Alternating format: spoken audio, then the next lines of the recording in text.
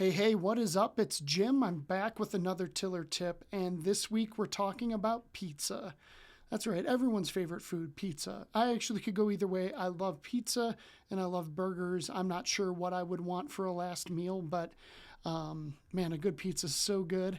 And I want to share a story about pizza, but before we get there, a little backdrop. I was coaching a couple this week, and one of the people in the couple was talking about this mistake that they made and just felt like they weren't going to be able to recover from it. It was just too big, too much, and it was just really devastating for them. And, my heart broke for them that this was real, and, it felt like it had real consequences and whatnot. And without really going into it, I just, my heart broke, and I was like, hang on, wait, I've been there. I've been there countless times where I've made mistakes and felt like I could never recover. But I remember one story when I was about 12 years old. I was a latchkey kid. My parents were divorced, and I would often come home and let myself in. I had a paper route, so I would do that first. And I was a cool '90s kid, so I would do my paper route on rollerblades, and I loved it. I could just belt out that paper route super fast. I was a great skater, and so this one particular day, I got home from the route, and I was hungry, and there wasn't a lot of food that like in the house that felt desirable. Some beef stew and maybe some fish sticks back in the deepest recesses of the freezer, and I just wasn't feeling it. And I had $20 in my little like Velcro wallet, and I was like, you know what? I deserve this. I'm gonna order a delivery pizza. Like I'm a man now. So I called up and was like, hey, I want a pepperoni. Like don't skimp on the cheese. I was from Wisconsin, so let's get some of that real Wisconsin cheese on there. And I was like so excited about this pizza. And like 20, 30 minutes later, I get the ring in the doorbell. And, the guy's like, all right, that'll be, $9.85 or whatever. And I was like, okay, here's a 20. Why don't you just give me $8 back?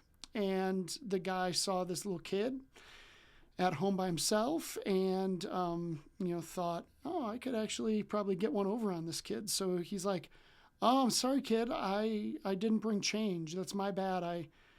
I should have thought to bring change, but I don't have change. And I'm like, okay, so then like, what do we do? Like, do you give me the pizza for free? Like that's probably what, and he's like, no. Like, you know what? I'll run back to the store and I'll be right back with your pizza and I'll bring change. And I'm like, well, that stinks. I'm going to have like cold pizza. I want my like hot and fresh pizza. And I just was like, what am I supposed to do? And I just felt so desperate for this pizza. It was like I was Esau selling my birthright for a bowl of stew. And I was like, all right, just you can have the whole 20. And I think that was the game. He just wanted to get one over on me, and he won. And I got this pizza that suddenly I had no appetite for.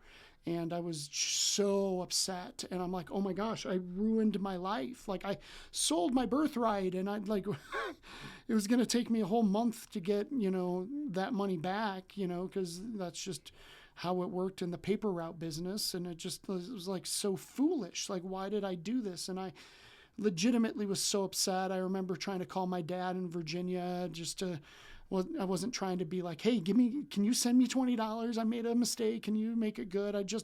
I needed some like guidance, some wisdom. I needed to be talked off the ledge, I guess. And, he wasn't at home. My stepmom answered, and I didn't want to tell her what was going on. And she could tell I was upset. And so she's finally like, okay, well, I'll tell him that you called, but like, if you're upset, you can talk to me. And so I ended up telling her, and she was really kind and like just encouraged me that I was going to recover. And I'm like, you don't know. I'm never going to recover. And, I guess I can spoiler alert. I did recover. Now $20 isn't huge stakes, and I eventually got to the pizza and it was, like lukewarm at best. It was pretty cold. I should have just sent the guy to go get change. But I mean, honestly, for weeks I felt like just I had ruined everything. I was such an idiot and a moron. Self one had jumped in and just was really laying the moral judgments on thick. But I did recover. I've made more $20 in my life, and I just often think of that when, something happens in my current life and it's like, oh my gosh, this is a disaster. Like, I'm never going to recover. Things are never going to be good again. And I legitimately felt that at 12. And now I'm 46 and I still experience those moments. And I'm like, maybe in a few years, maybe even a few months, maybe a few weeks, I won't feel this feeling as intensely as I do now. Maybe it's just pizza, and so I tell myself that a lot, and it's just pizza, So I told this story to the couple, and, obviously what the predicament that they were in was worth more than pizza and worth more than $20. But I just think it's really easy to catastrophize, and that is a common cognitive distortion that we fall prey to.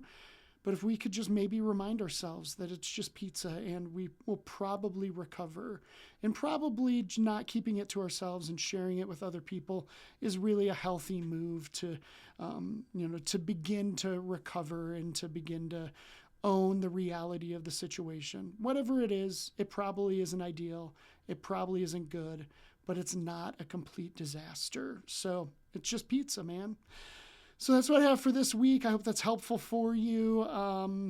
If you want to go out and get pizza, let me know. I'm always up for a good pie. So, thanks for checking these out. This was the 40th Tiller tip. That's really exciting for me.